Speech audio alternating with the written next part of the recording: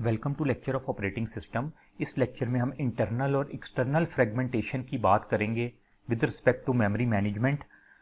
तो internal external fragmentation को समझने से पहले ज़रूरी है कि हमारे पास थोड़ा सा कॉन्सेप्ट इस चीज़ का होना चाहिए कि मेमोरी मैनेजमेंट है क्या, ताकि हम इसको बेहतर तरीके से डिफाइन कर सकेंगे इंटरनल एक्सटर्नल फ्रेगमेंटेशन क्यों होती है।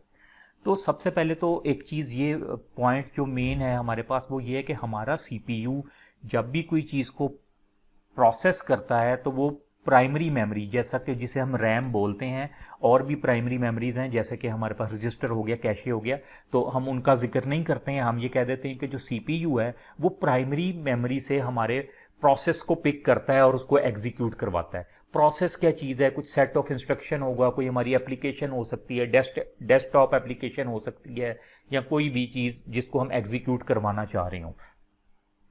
तो वो हमारे पास क्योंकि प्राइमरी मेमोरी एक लिमिटेड सी होती है, तो हमारी सारा डाटा जो है वो सेकेंडरी मेमोरी जिस तरह के हार्ड डिस्क में स्टोर होता है।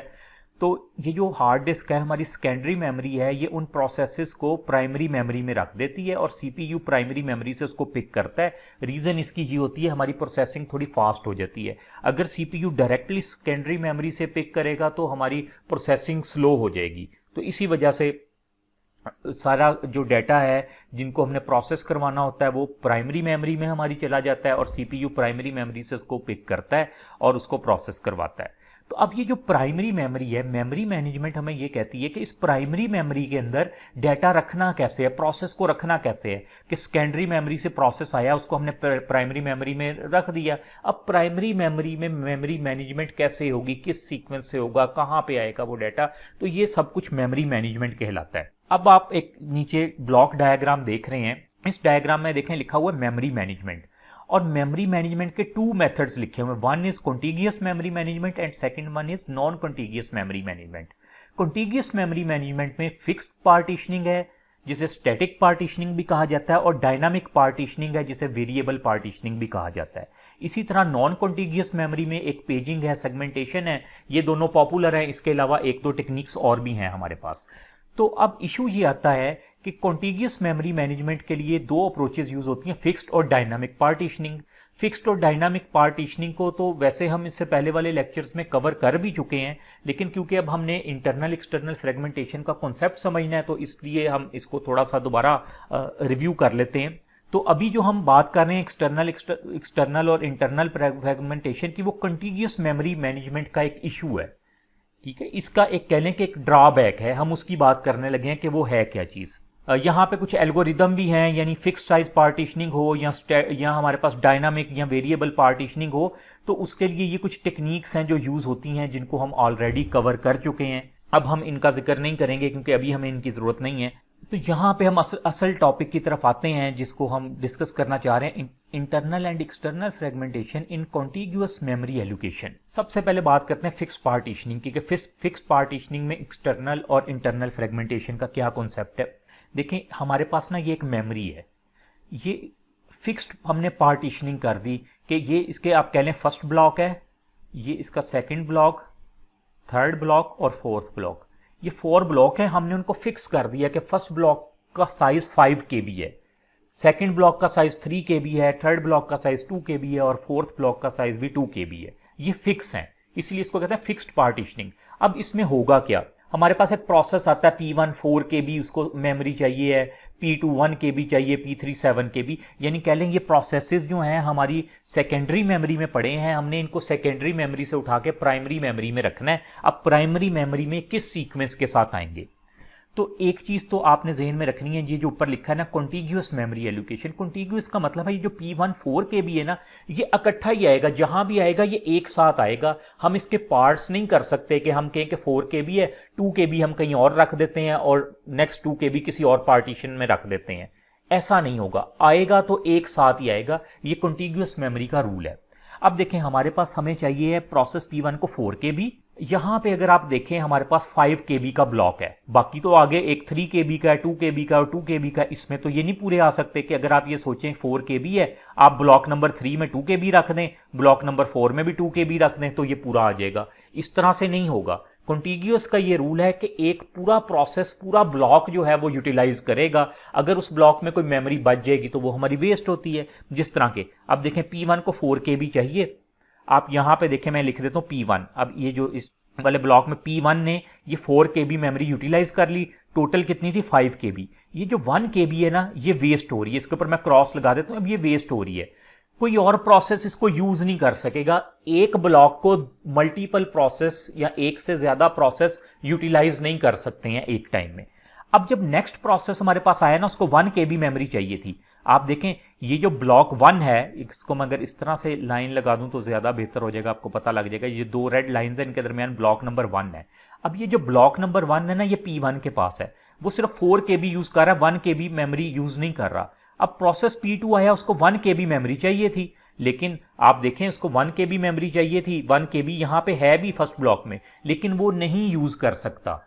क्यों नहीं यूज कर सकता? ये फिक्स साइज पार्टीशनिंग में ऐसा ही होगा कि जो हमारे पास प्रोसेस जिस ब्लॉक को यूज कर रहा है वो पूरा ब्लॉक उसके पास होगा, किसी और के साथ वो शेयर नहीं करेगा।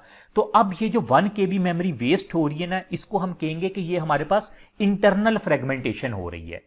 ये जो 1 KB मेमोरी है, ये इंटरनल फ्रेगमेंटेशन हो रही है और ये वेस्ट हो गई है। इसको कोई प्रोसेस यूज नहीं करेगा, उस वक्त तक नहीं यूज करेगा जब तक P1 प्रोसेस 1 की प्रोसेसिंग खत्म नहीं हो जाएगी। जब इसकी प्रोसेसिंग खत्म हो जाएगी, फिर ये 5 KB का ब्लॉक हमारे पास दोबारा अवेलेबल होगा किसी नेक्स्ट प्रोसेस के लिए। चलें अब हम ये देखते हैं कि P2 को 1 KB मेमोरी चाहिए थी। अब 1 KB मेमोरी इसको कहां से मिलेगी? यहां से भी मिल सकती है, सारे ब्लॉक है। सपोज करें कि उसने यहां पे 1 KB मेमोरी, अगर आप ये थर्ड वाला आप देखें, यहां पे उसने यूटिलाइज कर ली। 2 KB का ब्लॉक था, मैं इसी तरह से इसको ड्रा करता हूं ताकि आसानी रहे। ये हमारे पास ब्लॉक नंबर 3, ब्लॉक नंबर 3 जो है, इस तरह से भी अगर लाइन ड्रा कर दें तो समझने में ज़्यादा आसानी रहेगी हमें। मैं ये इस तरह से ड्रा कर देता हूँ।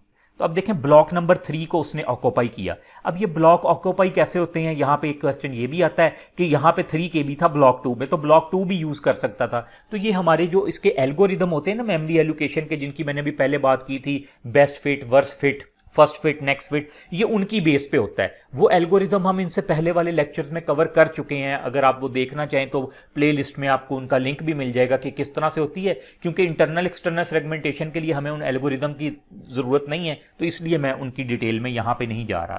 तो देखें प्रोसेस P2 को 1 KB चाहिए थी, मैं यहां पे लिख देता हूं, इसने 1 KB यूज कर ली ब्लॉक नंबर 3 से। अब जो 1 KB तो यूज कर ली, तो ये जो कलर में आपको 1 KB लिखा नजर आ रहा है, ये तो वेस्ट हो गई। इसके ऊपर भी मैं क्रॉस लगा देता हूं, ये इंटरनल फ्रेगमेंटेशन हो गई। यानी ब्लॉक नंबर 3 में 1 KB की इंटरनल फ्रेगमेंटेशन होगी, ब्लॉक नंबर 1 में भी 1 KB की इंटरनल फ्रेगमेंटेशन थी। अब नेक्स्ट प्रोसेस आ गया P3 7 KB का।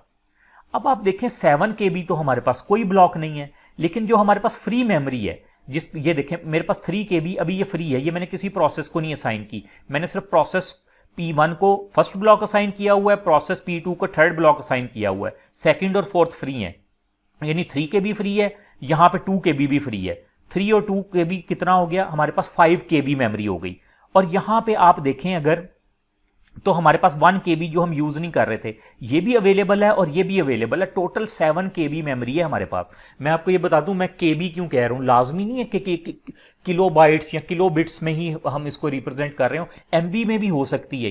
ये सिर्फ मैंने आपको समझाने के लिए किया है, क्योंकि आपको पता है हमारी रैम का एक फिक्स साइज होता है। फॉर एग्जाम्पल आप कहें कि 8 GB है, 6 GB है, तो हमने उसी की पार्टीशनिंग करनी होती है। तो इसलिए मैंने आसानी के लिए इसको KB लिख दिया है। यहाँ पे MB भी लिखा जा सकता है, हम इसकी बात GBs में भी कर सकते हैं। तो इसमें भी आपने कंफ्यूज नहीं होना कि सिर्फ KB ही में क्यों होगा ये, ठीक है। तो अब देखें हमने ये बात कर ली कि हमारे पास तो जी 7 KB मेमोरी फ्री पड़ी है और प्रोसेस 3 को चाहिए भी 7 KB है। तो क्या हम ये 7 KB इस तरह से इसको असाइन कर सकते हैं? तो आंसर है नो, हम नहीं असाइन कर सकते। क्यों नहीं असाइन कर सकते हैं? क्योंकि कॉन्टिग्यूअस मेमोरी एलोकेशन का ये रूल है कि ये 7 KB जो है ना, ये एक साथ आएगा। यानी जो प्रोसेस 3 है 7 KB का, सपोज करें इसके अंदर 7 इंस्ट्रक्शंस हैं, 1 KB की एक इंस्ट्रक्शन है। मैं ऐसे ड्रा कर देता हूं, लाइन 1 2 3 4 5 6 और 7, ये 7 इंस्ट्रक्शन है इस प्रोसेस में। तो कॉन्टिग्यूअस मेमोरी कहती है 7 की 7 इंस्ट्रक्शन एक साथ आनी चाहिए। ऐसा नहीं होना चाहिए कि आप कहें कि जी मैं जो है मेरे पास ब्लॉक नंबर 1 में मैं 2 इंस्ट्रक्शन इसमें से रख देता हूं, 2 KB डाटा, 3 KB ब्लॉक 3 में रख देता हूं और 4 में 1 KB रख देता हूं। ऐसा नहीं होगा, एक साथ आएगा। तो हमारे पास इस केस में देखें मैक्सिमम 3 KB है जो एक साथ आ सकता है। उसके बाद तो आप देखें ना, ये तो ब्लॉक नंबर 3 में है 1 KB, ये ब्लॉक नंबर 1 में है, तो हम असाइन ही नहीं कर सकते। तो ये जो सिचुएशन होती है इसको हम कहते हैं एक्सटर्नल फ्रेगमेंटेशन। यानी एक्सटर्नल फ्रेगमेंटेशन से मुराद ये है कि प्रोसेस को जितनी मेमोरी चाहिए उतनी मेमोरी हमारे पास अवेलेबल तो हो, लेकिन वो एक आप कह लें कि कॉन्टिग्यूअस मैनर के अंदर ना अवेलेबल हो, एक साथ अवेलेबल ना हो, इकट्ठी अवेलेबल ना हो उतनी मेमोरी, तो हम कहते हैं कि ये हमारा एक्सटर्नल फ्रेगमेंटेशन है। अब हमारे पास हम कह सकते हैं 7 KB का एक्सटर्नल फ्रेगमेंटेशन है। क्यों? क्योंकि हमें 7 KB मेमोरी चाहिए है और सिस्टम में इस वक्त 7 KB है। हो सकता है ऐसी सिचुएशन होती है आपके सिस्टम में, आप कहते हैं कि 10 KB मेमोरी है लेकिन वो एक साथ नहीं पड़ी हुई, फिर भी हमने ये कहना था कि हमारी एक्सटर्नल फ्रेगमेंटेशन हमारे केस में 7 KB की है, क्योंकि हमें 7 KB मेमोरी चाहिए और 7 KB मेमोरी अवेलेबल भी है, लेकिन हम इस प्रोसेस को वो असाइन नहीं कर सकते क्योंकि वो एक साथ नहीं है, वो इकट्ठी अवेलेबल नहीं है। उसका कुछ पार्ट ब्लॉक नंबर 1 में अवेलेबल है, कुछ ब्लॉक नंबर 2 में अवेलेबल है। तो ये कॉन्सेप्ट है जी इंटरनल और एक्सटर्नल फ्रेगमेंटेशन का। हमने ये अभी फिक्स पार्टीशनिंग के केस में देखा, इंटरनल और एक्सटर्नल फ्रेगमेंटेशन का कॉन्सेप्ट। इंटरनल फ्रेगमेंटेशन में हमने कहा कि जिस ब्लॉक में हमारा प्रोसेस होता है उसमें जो मेमोरी बच जाती है, जो यूटिलाइज नहीं करता, वो इंटरनल फ्रेगमेंटेशन कहलाती है। जिस तरह मैंने आपको बताया था, P1 के केस में 1 KB इंटरनल फ्रेगमेंटेशन थी, P2 के केस में 1 KB इंटरनल फ्रेगमेंटेशन थी, और P3 के केस में मैंने आपको एक्सटर्नल का कॉन्सेप्ट समझाया। इसी तरह बात कर लेते हैं वेरिएबल पार्टीशनिंग की या डायनामिक पार्टीशनिंग की।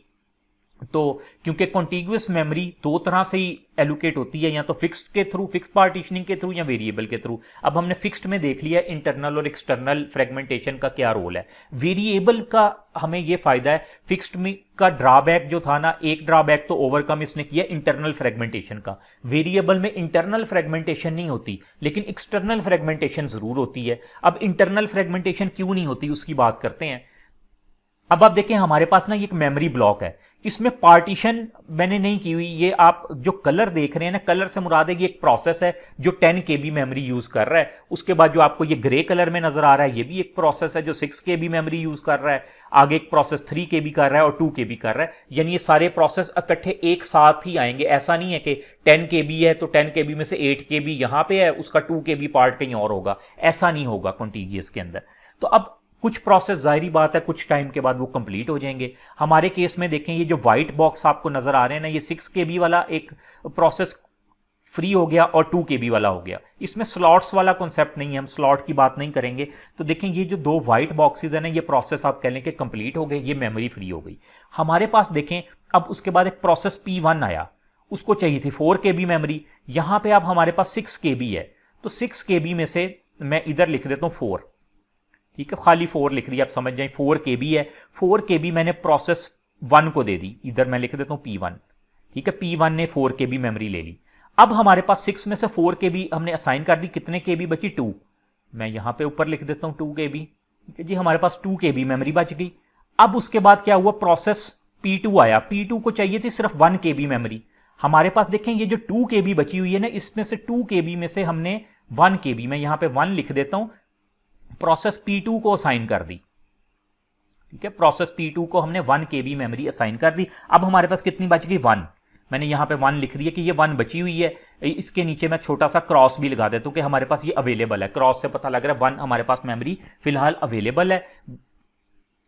तो अब आप देखें कि इस तरह नहीं था कि ये 6 KB था और हमने कहा हो कि ये पूरा ब्लॉक है, जो प्रोसेस आएगा वो 6 का 6 KB ले लेगा। ऐसा नहीं है, ये वेरिएबल है। वेरिएबल का मतलब है प्रोसेस को जितनी मेमोरी चाहिए सिर्फ उतनी लेगा, बाकी दूसरे प्रोसेस के लिए किसी के लिए छोड़ देगा। हमारे P1 को 4 KB चाहिए थी, उसने 4 KB यूटिलाइज की, बाकी 2 KB मेमोरी उसने छोड़ दी किसी और प्रोसेस के लिए। प्रोसेस P1 आया, उसको 1 KB चाहिए थी, उसने 2 KB में से 1 KB यूज कर ली, बाकी नेक्स्ट 1 KB उसने फ्री कर दी। अब हमारे पास आ जाता है जी प्रोसेस P3। अब P3 को चाहिए थी 3 KB मेमोरी। हमारे पास देखें एक तो ये 2 KB मेमोरी यहां पे अवेलेबल है, मैं लिख देता हूं 2, ठीक है। 2 KB मेमोरी अवेलेबल है, और उसके अलावा ये जिसके नीचे हमने क्रॉस लगाया था 1 KB यहां पे भी अवेलेबल है। टोटल 3 KB मेमोरी अवेलेबल है। हमारे प्रोसेस P3 को भी 3 KB चाहिए, लेकिन हम ये 3 KB मेमोरी जो अवेलेबल है ये प्रोसेस P3 को नहीं दे सकते। रीजन क्या है? रीजन ये है कि हम कह चुके हैं कि कॉन्टिग्यूअस मेमोरी के अंदर हमारे पास पूरे प्रोसेस को एक साथ मेमोरी हमने असाइन करनी है, यानी पूरा P3 प्रोसेस इकट्ठा आएगा। ऐसा नहीं है कि वो 2 KB जो अवेलेबल है वहां दे दिया, 1 KB जो अवेलेबल है वहां दे दिया, हम इस तरह से नहीं कर सकेंगे इसमें। तो इसके अंदर ये जो अब केस बनाना, इसको हम कह सकते हैं ये एक्सटर्नल फ्रेगमेंटेशन है। इंटरनल तो नहीं होगी। इंटरनल क्यों नहीं होगी? जिस प्रोसेस को जितनी मेमोरी चाहिए वो उतना ही मेमोरी को ऑक्यूपाई कर रहा है, उससे ज्यादा नहीं कर रहा। तो इसका मतलब है कि वेरिएबल पार्टीशनिंग में इंटरनल फ्रेगमेंटेशन का तो कोई कंसेप्ट नहीं है, लेकिन एक्सटर्नल जरूर है, जो कि आपने P3 के केस में देख ली कि इसको 3 KB मेमोरी चाहिए। हमारे पास 3 KB अवेलेबल है, 2 KB यहां पे अवेलेबल है और 1 KB यहां पे अवेलेबल है, ठीक है। टोटल 3 KB है, लेकिन क्योंकि ये एक साथ अवेलेबल नहीं है, 3 KB एक कॉन्टिग्यूअस मैनर में अवेलेबल नहीं है, तो इसलिए हम इसको यूटिलाइज नहीं कर सकेंगे और हम कहेंगे ये एक्सटर्नल फ्रेगमेंटेशन है। तो जी ये हमारा कॉन्सेप्ट था, हमारी इंटरनल और एक्सटर्नल फ्रेगमेंटेशन का इन कॉन्टिग्यूअस मेमोरी एलोकेशन। अब ये जो फ्रेगमेंटेशन का इशू है ना, इसको ओवरकम करने के लिए जो हमारे पास नेक्स्ट अप्रोच आई वो आई नॉन कॉन्टिग्यूअस मेमोरी एलोकेशन। हम उनको आने वाले लेक्चर में डिस्कस करेंगे कि नॉन कॉन्टिग्यूअस मेमोरी एलोकेशन क्या है, उसकी टाइप क्या है और उसमें किस तरह से प्रोसेस को मेमोरी को एलोकेट किया जाता है। Thank you.